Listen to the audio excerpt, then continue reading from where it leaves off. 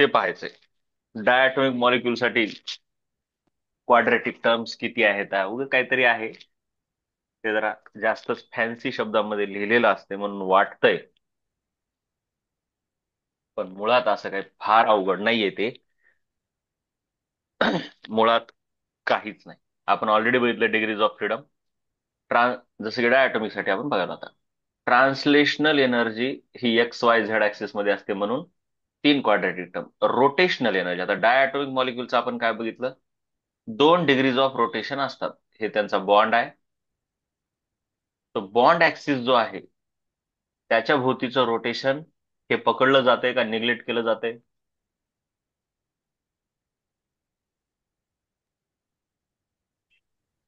नाही करेक्ट.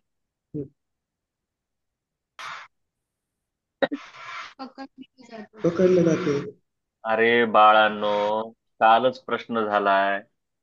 तुम्ही पहा ना. हा, डिग्रीज ऑफ फ्रीडम कुणा कुणाच्या कशा कशा घेतल्यात, वाचत जावा रे. बॉन्ड ऍक्सिसच्या भोवती निग्लेक्ट केलं जाते. आणि मग बाकीचे जे 2 ऍक्सिस आहेत, जो की एक असा असतो आणि एक असा असतो, Y आणि Z, त्यांच्या भोवती मोमेंट ऑफ इनर्शिया पकडलं जाते. ह्याला आपण म्हणू 1 ऍक्सिस नंबर 2. पण ऍक्सिस नंबर 3 जो आहे, X ऍक्सिस म्हणा किंवा ते ऍक्च्युली बॉन्ड ऍक्सिस म्हणावं लागते, म्हणजे बॉन्ड मधून जाणारा ऍक्सिस, त्याच्या भोवती मोमेंट ऑफ इनर्शिया नियरली 0 असते. कारण पार्टिकलची साईज फार थोडी असते. कारण ह्याच्या भोवती, एक्स ऍक्सिस भोवती फिरायचं म्हणलं की मोमेंट ऑफ इनर्शियाच्या फॉर्म्युल्यामध्ये आर हे येत आहे. परंतु वाय ऍक्सिस भोवती फिरायचं म्हटलं की मोमेंट ऑफ इनर्शियासाठी आर हे एवढं येत आहे. मग हे आर फार मोठा आहे, but this R is very very small. सांगितलं होतं मी. म्हणून रोटेशनल मोशन मध्ये फक्त 2 ऍक्सिस पकडले, ते बी डायटॉमिक साठी किंवा ट्रायटॉमिक असेल आणि लिनियर असेल त्याच्यासाठी, म्हणजे CO2 सारखा लिनियर ट्रायटॉमिक. पण जर नॉन लिनियर असेल ओझोन सारखा, तर मग त्याच्यामध्ये पण 3 येणार रोटेशनच्या. अलग लक्षात हे. हो. ते असो, 2 असो, 3 असो, परंतु एक ऍक्सिस म्हटलं, ऍक्सिस 1 त्याची एकच क्वाड्रॅटिक टर्म आहे, ऍक्सिस 2 त्याची एकच क्वाड्रॅटिक टर्म आहे. अशा टोटल 2 क्वाड्रॅटिक टर्म आहेत. एक क्वाड्रॅटिक टर्म म्हणजे 1 डिग्री ऑफ फ्रीडम. पण व्हायब्रेशनल एनर्जी एकाच ऍक्सिस भोवती व्हायला ह्या डायटॉमिकची बघा, एक्स ऍक्सिसच्या भोवतीच व्हायला फक्त. म्हणजे इथंच ते मॉलिक्युल एक्स ऍक्सिस भोवतीच असे असे करणार आहेत. असे असे माहित आहे ना कसं व्हायब्रेशन कसं होतं ते. हे असं कॉम्प्रेस होणार हो. आणि पुन्हा एक्सपांड होणार एक्स ऍक्सिसच्या भोवती, म्हणजे एकाच ऍक्सिसच्या भोवती त्यानं मोशन करलेत. परंतु त्याच्यामध्ये 2 एनर्जी असतात, व्हायब्रेशन मध्ये 2 एनर्जी असतात, कायनेटिक एनर्जी आणि पोटेन्शियल एनर्जी. ही आहे कायनेटिक एनर्जीची टर्म आणि ही आहे पोटेन्शियल एनर्जीची टर्म. उगच वाटतंय फार अवघड आहे काय, नाही काय बी नाही. काय काय आहे, हाफ यम आणि हे dx/dt काय असते, व्हेलॉसिटीच असते ना. Velocity, हो. व्हेलॉसिटीचा काय म्हणजे कायनेटिक एनर्जीचा आहे. उगं त्याला लिहिलंय जास्त. आणि हे पोटेन्शियल एनर्जी, स्प्रिंगची पोटेन्शियल एनर्जी ½ kx² असते. तर अशा प्रकारे 2 क्वाड्रॅटिक टर्म व्हायब्रेशनल एनर्जीच्या एका मोडमध्ये असतात. हे महत्वाचं आहे. ट्रान्सलेशनच्या एका मोडमध्ये 1 क्वाड्रॅटिक टर्म. एकूण 3 मोड आहेत, तर 3 क्वाड्रॅटिक टर्म. रोटेशन मध्ये 2 मोड आहेत, बरोबर. 2 क्वाड्रॅटिक टर्म. पण व्हायब्रेशन मध्ये एकच मोड आहे, पण त्याच्यात 2 आहेत. हे महत्वाचं आहे सांगणं. व्हायब्रेशनच्या एका मोडमध्ये 2 क्वाड्रॅटिक टर्म, हे महत्वाचं आहे सांगणं. काय काय म्हटलंय? एका मोड मध्ये हा, 2 क्वाड्रॅटिक एका टर्म. मोडमध्ये. ईच म्हणजे प्रत्येक translational and rotational degree contributes 1 quadratic term, but 1 vibrational mode contributes 2 quadratic terms. कळलं का? हो. बस. त्याच्यानंतर काय म्हटलंय पुढे, स्टेट, हे महत्वाचं आहे. और इथं खाली एक दिले वाक्य, each quadratic term contributes ½ kBt to average energy. म्हणजे जी काय ऍव्हरेज कायनेटिक एनर्जी असते, ऍव्हरेज कायनेटिक एनर्जी म्हणजे आपण जिला लिहितो kinetic energy per molecule. Average kinetic energy per molecule काय असते? हाफ केबीटी, सॉरी 3/2 केबीटी आपण लिहिली होती, बरोबर का? आठवते का? के बेटे हो सर हो. पण हे हो कुणासाठी लिहिलं होतं? मोनो ऍटॉमिक साठी, मोनो ऍटॉमिक मॉलिक्यूल साठी, ज्याच्यासाठी डिग्रीज ऑफ फ्रीडम 3 असतात. म्हणजे 3 डिग्रीज ऑफ फ्रीडम कडून 3 आलं, तर एका डिग्री ऑफ फ्रीडम कडून काय येणार मग? 1/2 केबीटी. हे खूप महत्वाचं आहे. प्रत्येक क्वाड्रॅटिक टर्म 1/2 केबीटी एवढं कंट्रीब्युट करते ऍव्हरेज कायनेटिक एनर्जी. त्यालाच law of equipartition of energy म्हणतात. ते म्हणजे इक्वल, प्रत्येकाकडून इक्वल कंट्रीब्युशन किती आहे? 1/2 केबीटी. जर 2 डिग्रीज ऑफ फ्रीडम असतील तर 2/2 केबीटी होणार त्याची kinetic energy, average kinetic energy. 3 असतील तर 3/2 केबीटी होणार, अँड सो ऑन. 5 असतील तर 5/2 KBT average kinetic energy per molecule असणार. कळलं? हो. मग ह्यालाच म्हणतात law of equipartition of energy. त्याच्यावर तुम्हाला 4 मार्काचा प्रश्न असा येतो, state law of equipartition of energy and calculate molar specific heats for monoatomic diatomic gases.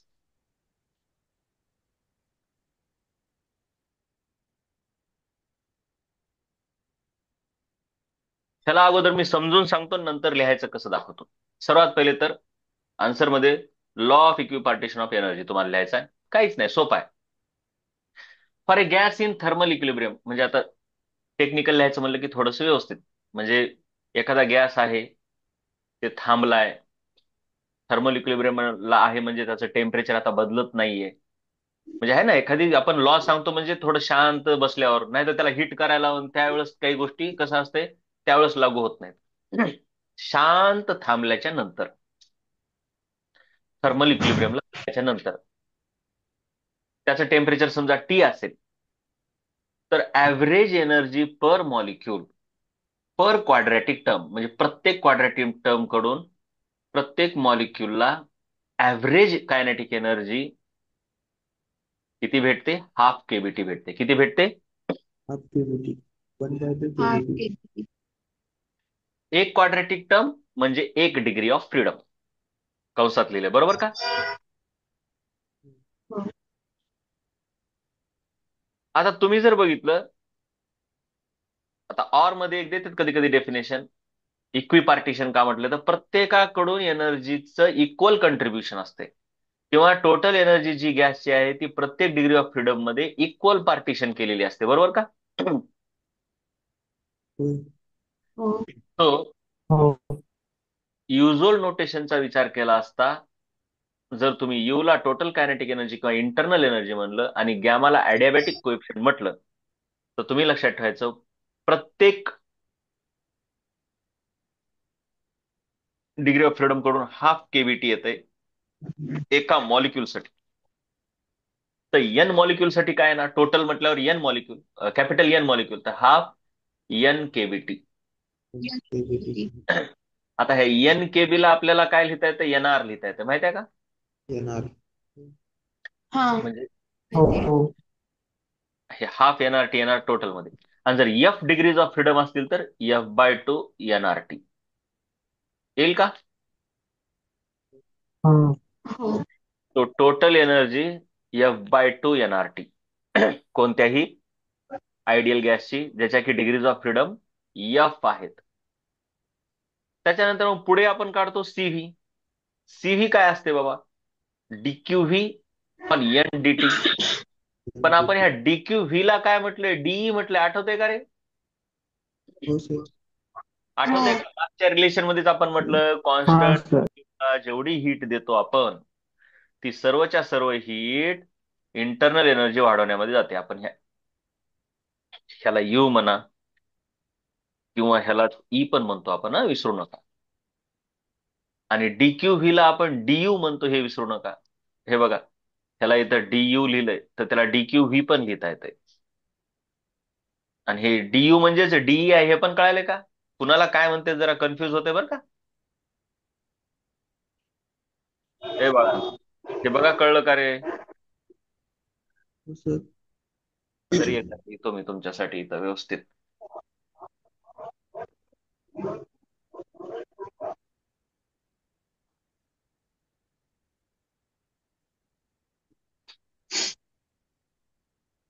डीक्यूलाच DU लिहिलंय. डीयू म्हणजेच डी पण आहे. राईट. इथं यू यू म्हणजे ई. त्याच्यानंतर मग सीव्हीचा हे फॉर्म्युला झाला. सीव्हीचा बघा काय आला आता. अरे मी काय म्हणतो, बॅकग्राऊंडला कुणाच्या खूप आवाज सुरू आहे का काही?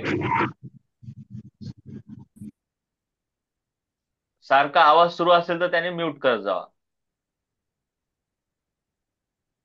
आणि बोलत असताना म्यूट काढायचं.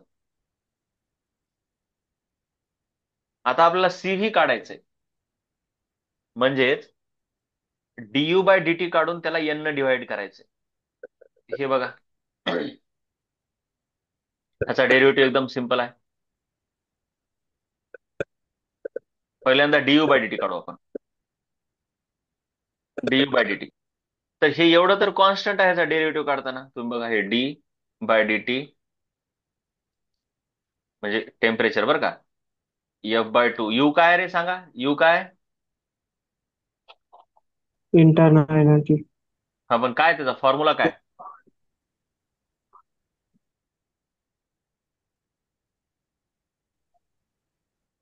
F/2 NRT ना. F/2 energy. हा F/2. मग हे एवढं कॉन्स्टंट आहे, बाहेर निघतंय. मग F/2 NR, आणि मग टीचा डेरिव्हेटिव्ह 1 होतो, डीटी बाय डीटी 1 होतंय. मग हे झालं हो. तुमचं डी यू बाय डीटी. पण सीव्ही काय आहे? सीव्ही काय आहे? DU by DT, F/2 R. आणि इथं यू एन बाय न डिवाइड एन. करायचं.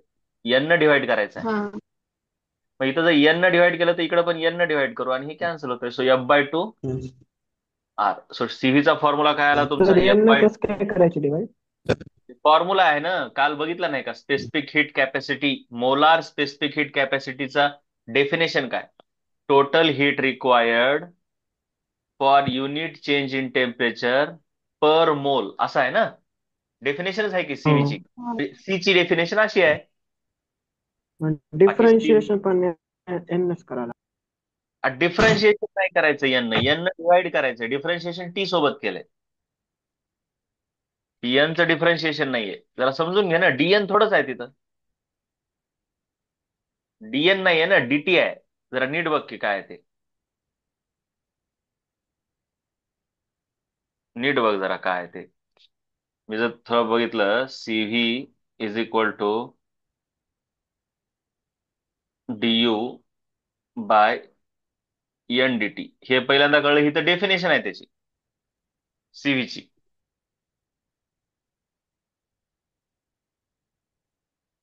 सी ची डेफिनेशन आहे ना, हीट गिव्हन पर युनिट मोल पर change in temperature.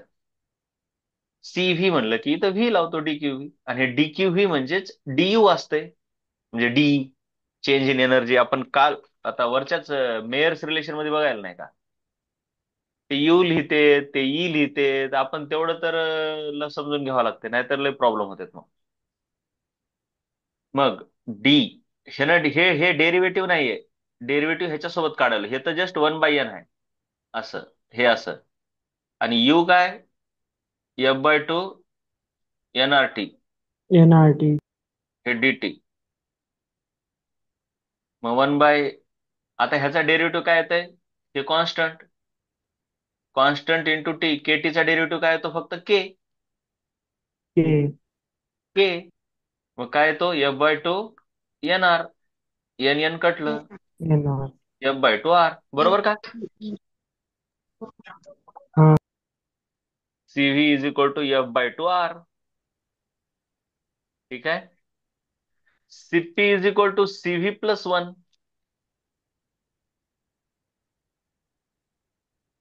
CP is equal to CV plus 1. CV काय? F/2 R plus 1. काय येईल मग? F R plus 2/2. R+2/2. चुकलं माझं, थांबा. क्रॉस मल्टिप्लाय करा. आर कस काय घेतलं मी? F/2 R सीव्ही प्लस 1 +1 केल्यावर कुछ तो गलती हो गई रे इधर. CV+1 नाही रे बाळा, नो CV+R ना. CP = CV+R आहे ना.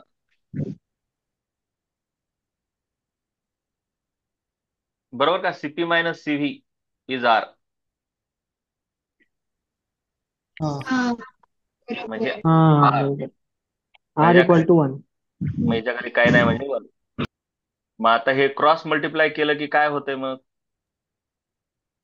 R जर कॉमन काढला, F/2 plus, F+2 R R. मग ह्याचं काय येतंय? F+2/2 R. F by plus two two R. By two F R. Plus two by two R R आलं? हो. CV च्या ठिकाणी R लिहिलंय का काय लिहिलंय? म्हणजे CV+1. CV+1 नाही रे, आताच झालं की मेयर्स रिलेशन. CP नाही ते मायनस. माहिती आहे. CP च्या जागी F/2 R लिहिलं, CV च्या जागी, आणि 1 च्या ठिकाणी R. हा, 1च्या ठिकाणी R, कारण चुकलं होतं ना, ते 1 नाहीच आहे, Rच आहे मुळात. आणि R.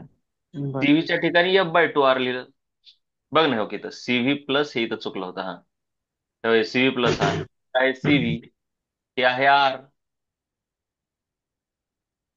बरोबर का? हा सर. हो बरोबर. मग त्याच्यानंतर आहे गॅमा. मग γ = CP/CV टाकून बघा. γ = CP/CV. CP किती आहे? F+2/2 R. F+2 F by plus two two by R. Two आणि CV काय? F F by by two R. F F by by two R. हे 2 कॅन्सल, R कॅन्सल, काय झालं मग? F F plus plus two. Two plus by two two by by F. F. F+2/F. F+2/F. कळलं? हो. हो. त्याच्यानंतर आता आपण आत्ताच बघितलं, कशा कशाचे फॉर्म्युले बघितले. U चा फॉर्म्युला बघितला F/2 nRT. CV चा फॉर्म्युला बघितला F/2 R. CP चा फॉर्म्युला बघितला CV+R. CV+R म्हणा, किंवा ह्यालाच F+2/2 R. आणि गॅमाला काय लिहिता येते? CP/CV. गॅमा मुळात आहे CP/CV, ह्याला म्हणतात ऍडियाबॅटिक कोएफिशियंट, ज्याचा की फॉर्म्युला आला आपला F F+2/F. Plus two by F F+2/F.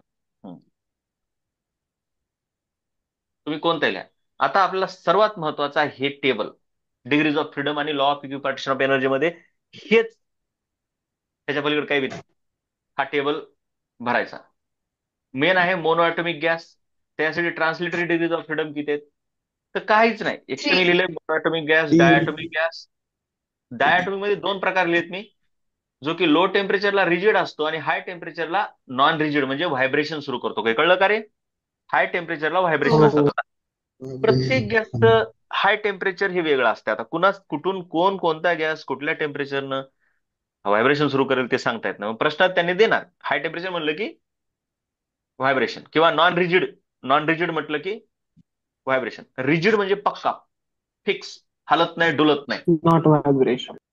आणि नॉन रिजिड म्हणजे असं स्प्रिंग सारखं बॉन्ड कसा होतो, मागे पुढे होतो, राईट? व्हायब्रेशन आहेत. आणि पॉलीॲटॉमिक गॅसचा विचार केलाय नॉन रिजिड टाईप मध्येच, फक्त तसं म्हणजे हाय टेम्परेचरचाच फक्त केस घेतलेले आहे. म्हणजे केसेस तुम्हाला एवढ्याच आहेत. एवढंच लक्षात घ्यायचं, हाय टेम्परेचर आणि लो टेम्परेचरचा एवढाच फरक आहे, व्हायब्रेशन असणे किंवा नसणे. लो टेम्परेचर म्हटलं की रिजिड, हाय टेम्परेचर म्हटलं की नॉन रिजिड, हाय टेम्परेचर म्हटलं की व्हायब्रेशन घ्यायचं. मग तुम्हाला एवढं डिटेलमध्ये नाहीये. आता डायॲटॉमिक मॉलिक्यूल जसा असतो तसाच असतो ट्रायॲटॉमिक लिनियर. ट्रायॲटॉमिक लिनियर असेच असतात मॉलिक्यूल. डायॲटॉमिक सारखे कोणताही लिनियर मॉलिक्यूल असाच असतो. जसं की CO2 आहे, ते डायॲटॉमिक सारखंच आहे. म्हणजे कळलं का? लिनियर. मग आता कुणाचे असो, ट्रान्सलेटरी डिग्रीज ऑफ फ्रीडम सर्वांसाठी किती येतात? 3. थ्री रोटेशनल डिग्रीज मी अतिशय छानपैकी काल सांगितलंय. मोनो ॲटॉमिकचं रोटेशन काही कामाचं नाही, 0 आहेत त्याला डिग्रीज ऑफ फ्रीडम, कारण तो एकटाच आहे. झिरो किती फिरला तर त्याची रेडियस फारच छोटी असते, ही निग्लेक्ट केलं जातं. डायॲटॉमिक साठी दोन ऍक्सिस भोवतीचं रोटेशन कामाचं आहे, पण हम्म. बॉन्ड ऍक्सिस भोवतीचं रोटेशन निग्लेक्ट केलं जाते. बॉन्ड ऍक्सिस भोवतीचं रोटेशन निग्लेक्ट केलं जाते कारण बॉन्ड ऍक्सिस भोवती त्याची रेडियस फारच छोटी असते, म्हणून मोमेंट ऑफ इनर्शिया छोटी असते. कारण कायनेटिक एनर्जी ही मोमेंट ऑफ इनर्शियावर प्रोपोर्शनल असते, मोमेंट ऑफ इनर्शिया रेडियसला प्रोपोर्शनल असते. मग आरच छोटा असल्यामुळे कायनेटिक एनर्जी निग्लेक्ट. डायॲटॉमिक मध्ये दोनच, हाय टेम्परेचरला पण दोनच. पॉलिॲटॉमिकला रोटेशन तीन. कारण का तर पॉलिॲटॉमिक मध्ये कसं असतं, इथे एक असते, इथे एक असते, तर इकडे कुठेतरी एक असते. म्हणजे बॉन्ड ऍक्सिस जरी हा घेतला, ऍटम मधून जाणारा ही ऍक्सिस आहे, परंतु हा दूर आहे ऍटम पासून. कधी लक्षात घ्यायचं, जर ऍक्सिस सगळ्या ऍटम मधून जात असेल तर मोमेंट ऑफ इनर्शिया झिरो होतं. परंतु नॉन लिनियर, मग सगळ्या ऍटम मधून जाणं कधी शक्य होतं ऍक्सिसला, लिनियर असल्यावर का नॉन लिनियर असल्यावर? लिनियर असल्यावर. लिनियर असला की सगळ्याच ऍटम मधून ऍक्सिस जातो, आणि ऍटम मधून ऍक्सिस गेला की मोमेंट ऑफ इनर्शिया झिरो होऊन जाते. ऍटमच्या दुरून गेला की मोमेंट ऑफ इनर्शिया, कारण मोमेंट ऑफ इनर्शिया काय असते रे बाळांनो, हे बघा हे ऍटम आहे, त्याच्यामधून गेला की हे रेडियस घ्यावं लागते. पण तेच समजा ऍटम इथं आहे आणि मोमेंट ऍक्सिस इथून पास व्हायलाय, तर मग रेडियस किती घेतो आपण, ही घेतो, ऍक्सिस पासूनची रेडियस घेतो.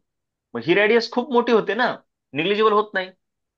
म्हणून ऍटम मधून ऍक्सिस गेला की मोमेंट ऑफ इनर्शिया निग्लिजिबल होतो, पण ऍटमच्या दुरून ऍक्सिस गेला की मोमेंट ऑफ इनर्शिया निग्लिजिबल नसतो.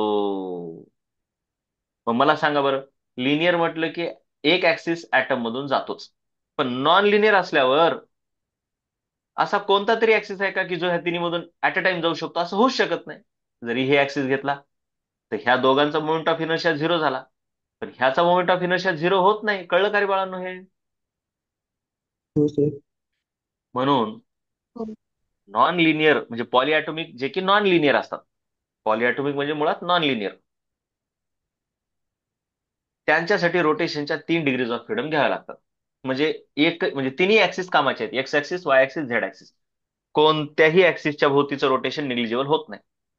हे जरा महत्वाचं आहे, हे स्टार असलं विचारतात 2 मार्काला.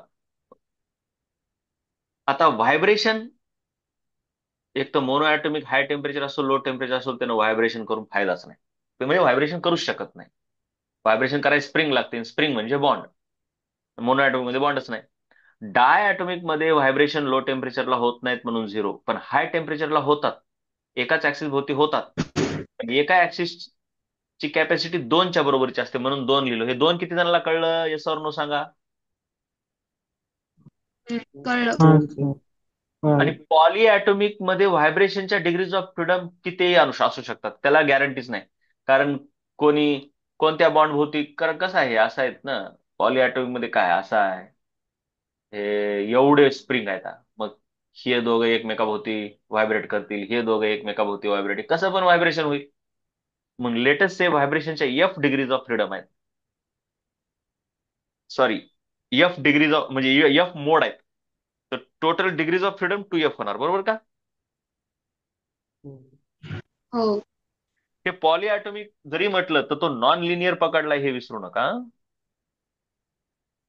नॉन रिजिड पण पकडलाय आणि नॉन लिनियर पण पकडलाय. Non rigid, non linear. कारण लिनियर असल्यावर मग ह्याची व्हॅल्यू काय घ्यावं लागते, रोटेशनची व्हॅल्यू. लिनियर असल्यावर सांगा, रोटेशनच्या डिग्रीज ऑफ फ्रीडम किती घेणार लिनियर मॉलिक्युल असल्यावर? 3. नाही. मी काय म्हणलं, एकूण रोटेशनचे ऍक्सिस किती आहेत? 3. 3. मग लिनियर असलं की त्यापैकी एक ऍक्सिस बिनकामाचा ठरतो. मग 2. चलो, मग आता टोटल डिग्रीज ऑफ फ्रीडम किती झाल्या मोनोएटॉमिकच्या? 3. 3. 3. 3. डायॲटॉमिकच्या? 5. 5. 5. Diatomic at high temperature 7. आणि ह्याच्या 6 plus 2F. 6 2F. plus 2. आता F. आपण प्रत्येकाची इंटरनल एनर्जी लिहून काढू. टोटल इंटरनल एनर्जी एन मोलची किती राहणार? You total 3/2 NRT 5/2 NRT. हा ह्याची सांगा. 7/2 nRT. 7/2 7 by NRT. 6 plus 2F by 2 nRT. 2F by 2 nRT. CV 3 by 2 R. 5 by 5 by 2 R. 2 R. 7 by 2 R. 7 by 6 2. plus by 2 R. 6 plus 2F by 2 R. 2F by हे 6+2F/2 ला 3+2F लिहिता येते का रे? हे 2 ने cancel केलं. काय? 3 plus F. हे 3+F होतंय का? NRT. हो. सर. हा. हा इकडं पण 3 plus R होते. R. 6 3F plus R. Into R. आता सीपी काय? CV plus R. म्हणजे तुम्ही 3/2 मध्ये जर आर मिसळलं तर 2 न वाढते बघा. 5/2 आर होते, बरोबर का? हाँ. हो. हे 7/2 आर होते. 7 by 2. हे 9 by 2 by R. ह्याच्यात एक ऍड केलं. 9/2 R. 6 plus 2F. 6 plus 2F. 6 plus 2 R. 6 plus 2F into R. ए अरे थांबा, काय करायला तुम्ही? अरे तुमच्याकडे सीपी काय आहे? CV plus R. सीव्ही ची व्हॅल्यू काय आली? प्लस काय येईल? 3 plus F. Plus R. किती होईल हे? 4R plus 4 F R R. plus R R. plus पुन्हा आर कॉमन R काढलं. R common. 4 plus 4 F. plus F R. F. आणि मग gamma CP by CV 5/2 CP by CV. Upon 7/2 1 3. Upon 3/2 R. R R कटलं, 2 2 कटलं, 5/3. मग 5 इथं by 7 3. 5/3 इथं 9 bye 7 by 5. upon 1 by 5/2. 7. आणि इथं दिस अपॉन दिस म्हणजे 4 plus F upon 3 3. 3 plus 3 2F. plus 3 F. plus F. हे बघा हा आहे. आता त्यांच्या ह्या व्हॅल्यू पण पाठ असू द्या, ह्या डेसिमल मधल्या. हे बघा ह्या अशा 5/3 ला 1.67, 7/5 ला 1.4. बघा ऍटोमिसिटी वाढत गेली की गॅमा कमी होत चाललाय, दिसायला का? हो. हो. हो सर. हे इथं ज्या लिहिल्यात ह्या डिग्रीज ऑफ फ्रीडम आहेत. हे तो टेबल पेजचा स्क्रीनशॉट घ्यायचा आहे. नाही, मी ते पाठवतो नंतर. हे टेबल पाठ असला पाहिजे, पाठ. हा टेबल अति कामाचा. परंतु बोर्डामध्ये कसं लिहायचं? बोर्डामध्ये कसं लिहायचं? बोर्डामध्ये कसं लिहायचं?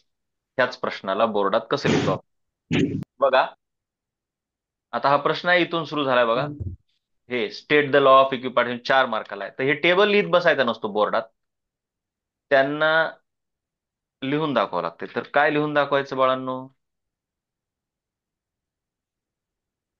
तर टेबल मध्ये मोनो atomic मध्ये रोटेशन मध्ये फर्स्ट ला 2 लिहिला होतो मी. रोटेशन, अर चुकलं मग तर. रोटेशन तर 0 पाहिजे आणि मग टोटल 3 पाहिजे. शाबाश, गुड, बहुत बढ़िया, बहुत ही बढ़िया.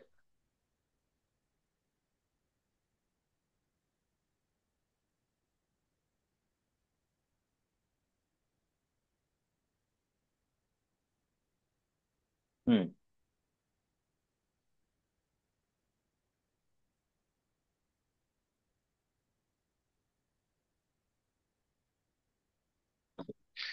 तो बेटा तुम लोगों को करना क्या है,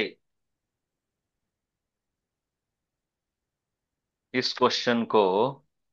एक तर त्यांनी तुम्हाला मोनो ॲटॉमिक डायटॉमिक साठी विचारलंय. कुणाकुणासाठी विचारलंय तेवढं लिहायचं. पॉली ॲटॉमिक विचारलं तर पॉलिॲटॉमिक पण लिहावं लागतंय. पण सध्याच्या केसमध्ये तुम्हाला फक्त मोनो ॲटॉमिक पर्यंत विचार, राईट? एवढं कळलं का? आपलं मोनो आणि क्वेश्चन मध्ये काय विचारले बघा जरा. Diatomic gas. नो आणि डायटॉमिक गॅसेस. हा, तर तुम्हाला काय काय लिहायचंय बघा. सर्वात पहिले लॉ स्टेट करायचा आहे. त्याच्यानंतर हे फॉर्म्युले तुम्ही लिहू शकता for F degrees of freedom. पण ते टेबल नाही लिहायचं. मग त्याने कुणाकुणासाठी विचारले, स्पेसिफिक हिट्स कुणासाठी काढा म्हटले, मोनो आणि डायटॉमिक साठी. तर मोनो ॲटॉमिक मोनो लिहायचं, त्याच्या डिग्रीज ऑफ फ्रीडम लिहायच्या बाबा 3 आहेत म्हणून. मग त्याची एनर्जी झाली 3/2 एनआरटी. मग सीव्ही झाली ही अशी, हो का, ही अशी आली म्हणायचं. हे डीयू बाय एनडीटी करून दाखवावं लागतं बरं काय असं. मग सीपी काय झाली, सीव्ही प्लस आर असं. आणि मग गॅमा लगेच काढून दाखवायचं. कळलं का रे? हो सर. हो हा. हो. तसंच डायटॉमिक रिजिड साठी काय म्हणायचं, डिग्रीज ऑफ फ्रीडम 5 आहेत. त्यात पण लिहायचं खाली 3 ट्रान्सलेशनच्या 2 रोटेशनच्या. सेम कॅल्क्युलेशन करून दाखवायचे. त्याच्यानंतर डायटॉमिक गॅस नॉन रिजिड साठी करायचं, कारण डायटॉमिक म्हटलंय आणि त्यांनी केस नाही सांगितली, पुन्हा 4 मार्क आलाय. त्यात पण इथं 7 लिहायचं, 3 ट्रान्सलेशन, 2 रोटेशन आणि 2 व्हायब्रेशन. हे मात्र महत्वाचं आहे. एनर्जी पर, आता त्यांनी इथे एनर्जी पर मोल लिहिलंय हे, पण तुम्ही टोटल एनर्जी लिहिली तरी काय फरक पडत नाही. बघा, तुम्ही इथं काय करू शकता, एनर्जी, एक तर एनर्जी पर मोल लिहा, किंवा पण तुम्ही सरळ एनर्जीच लिहा. एनर्जी म्हणजे यू, यू किती आहे, 3/2 एनआरटी. म्हणून त्याचं आणि सीव्हीचं पण हे बघा फॉर्म्युला कसा लिहिलाय तसाच लिहावं लागलं. मला फक्त जरा डायटॉमिक मध्ये चेंज करावं लागलं. हे बघा, डायटॉमिक मध्ये एनर्जी म्हणजेच यू बरं का. एनर्जी म्हणजे काय रे बाळांनो, यू. त्याला ई पण यू. लिहिता तुम्ही. यू यू लिहिता, ई लिहिता, बाबा लय असतंय. हा, सीव्हीचा फॉर्म्युला आता काही मी इथं लिहिलं नाही. सीव्हीचा जे की वर लिहिलाय बघा, हो का, DU upon N D T. बार बार लिहा, नाही तर नका लिहा. रिजिड वाल्यासाठी एनर्जी पर मोल नाही, एनर्जी पर मोल लिहायचीच नाही, टोटल एनर्जीच लिहायची. ते पर मोल न पुन्हा आणखीन डोक्याला ताप होते. Energy U is equal to 7/2 NRT. Per mole म्हटलं की ते एन कटते, बाकी काही नाही ना. हो. ए बाळांनो, कळलं का रे कसा प्रश्न लिहायचा हा? हा. हो हो कळालं. सर. हो. इक्विपार्टिशनची हे हे हे टेबल नाही लिहायचा हा. हे टेबल नाही लिहायचा. हे टेबलची गरज, हे तुमच्यासाठी दिलाय मी एक्स्ट्रा म्हणून, कळावं म्हणून. सर ते डिग्री ऑफ फ्रीडम ह्याच्यानंच काढायचं आहे ना ते फॉर्म्युला. कोणत्या फॉर्म्युल्यानं? नाही, डिग्रीज ऑफ फ्रीडम पाठ करायच्यात. ठेव इथून बघ. हा, ठेव, पाठ करायचं. त्या पाठ करायच्यात. ते ते डिग्रीज ऑफ फ्रीडम काढायचा फॉर्म्युला नाही कोणता. त्यांच्यावरून सीपीसीव्ही काढता येते. ते ह्याच्यामध्ये आहे सर, DC पांडे मध्ये काय का दिलं. हो हो. नाही, डिग्रीज ऑफ फ्रीडम साठी काही फॉर्म्युला नाही. हम्म. आता काय म्हटलं बघा, explain degrees of freedom for polyatomic molecule, जे की मी तुम्हाला ऑलरेडी सांगितलंय. अँड राईट एक्सप्रेशन फॉर, म्हणजे जे वर आपण काम कोणासाठी केलं, मोनो ॲटॉमिक साठी आणि डायॲटॉमिक साठी, हे ना. हो. तेच काम आता ह्या प्रश्नात कोणासाठी करायचंय? पॉलीॲटॉमिक. पॉलीॲटॉमिक साठी. सेम प्रश्न आहे. ए बाळांनो, ए बाळांनो, ए ए बाळांनो, कळलं का? कळलं का? हो सर. हा ए सर, गणू, नवीन प्रश्न आहे का तेच हो आहे रे? सर. तेच आहे. तेच आहे तेच प्रश्न. तेच आहे, पण कुणासाठी आहे? पॉलीॲटॉमिक पॉलीॲटॉमिक मॉलिक्युल. फक्त मॉलिक्यूल. जे की म्हणजे ते कसं लय मोठा प्रश्न होईल म्हणून. आता हे एकच प्रश्न 3 मार्काला पॉलीॲटॉमिक साठी विचारला. एकच प्रश्न 3 मार्काला पॉलीॲटॉमिक साठी विचारला. त्याच्यामध्ये सर्व तेच करायचं, हे काहीच नाही. बघा, हे छान अतिशय सुंदर असं केलेलं आहे. काय काय 5 गोष्टी काढून दिल्या. आता आपण ऑलरेडी वर बघितले बाळांनो. बघा, पॉलीॲटॉमिक मॉलिक्युलसाठी डिग्रीज ऑफ फ्रीडम पटालेत का बघा रे? 3 ट्रान्सलेशन, 3 रोटेशन. का 3 रोटेशन? कारण ह्यांचा बॉन्ड ऍक्सिस सर्व ऍटम मधून ऍट अ टाइम जातो का? नाही. नाही. पॉलीॲटॉमिक म्हटलं की हे मुळात नॉन लिनियरच पकडायचे बरं का. हो. ऍझ्युमिंग नॉन लिनियर. ए बाळांनो,